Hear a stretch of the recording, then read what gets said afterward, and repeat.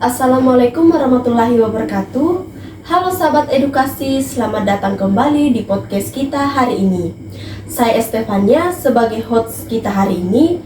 Dan hari ini kita akan membahas topik yang sangat penting untuk masa depan pendidikan Indonesia, yaitu dengan judul pengembangan rencana pembelajaran yang mencakup keberagaman.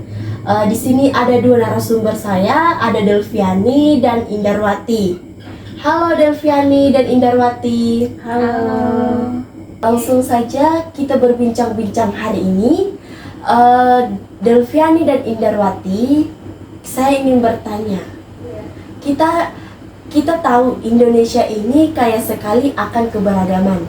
Nah, menurut kalian, mengapa sih keberagaman itu sangat penting untuk ditelegrasikan dalam sistem pendidikan, terutama di tingkat dasar? Ya, wah Estefania, pertanyaan yang sangat bagus ya. Seperti yang kita tahu bahwa negara Indonesia itu negara yang multikultural, kaya akan suku, budaya, bahasa, dan agama. Dan adat istiadat keberagaman ini menuntut sistem pendidikan yang mampu menanamkan nilai-nilai toleransi, menghargai perbedaan, dan memperkuat rasa kebinekaan. Menarik sekali ya. Jadi pendidikan keberagaman ini bukan hanya sekedar teori ya, tapi pembentukan karakter. Nah, saya ingin bertanya ke narasumber kita yang kedua, Indarwati. Dalam konteks rencana pembelajaran, apa saja sih komponen yang harus ada untuk memastikan keberagaman ini terakomodasi dengan baik? Menurut Indarwati itu bagaimana? Betul sekali Estefania, rencana pembelajaran itu kan dokumen perencanaan yang disusun pendidikan agar proses pembelajaran mengajar berjalan sistematik dan efektif. Nah, untuk mencakup keberagaman, rencana pembelajaran harus memuat tujuan pembelajaran yang jelas, materi ajar yang relevan, metode dan model pembelajaran yang partisipatif, dan langkah-langkah kegiatan, media, dan sumber belajar yang beragam. Artinya guru harus kreatif dan peka terhadap kondisi siswa ya.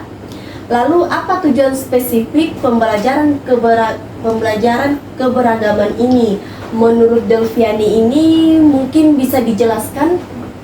Oke, jadi tentunya ada beberapa tujuan utama dari pembelajaran keberagaman ini. Yang pertama itu untuk meningkatkan pemahaman terhadap perbedaan.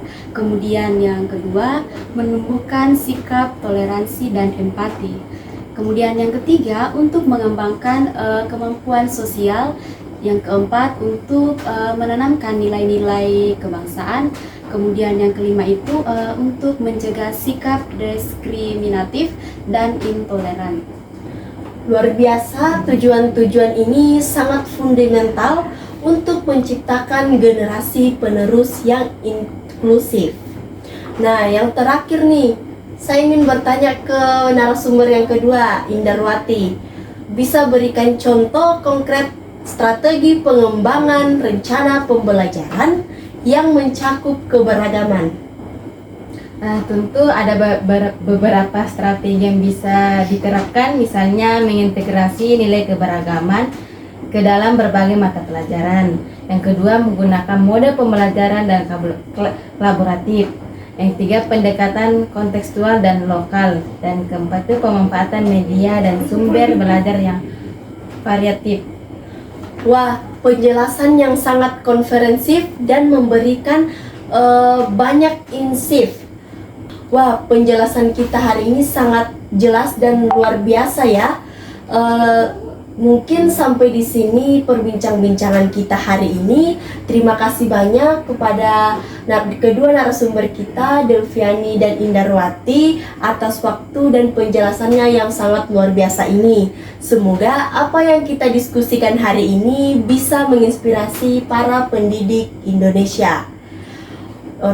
Semoga apa yang kita diskusikan hari ini menginspirasi bagi para pendidik dan orang tua untuk semakin peduli dalam mengembangkan rencana pembelajaran yang mencakup keberagaman. Sama-sama ya Estefania. Terima kasih sudah mengundang kami pada podcast hari ini. Ya, sama-sama. Sahabat edukasi, sampai jumpa di episode selanjutnya. Saya Estefania sebagai host hari ini pamit undur diri. Sampai jumpa pada podcast selanjutnya. Terima kasih.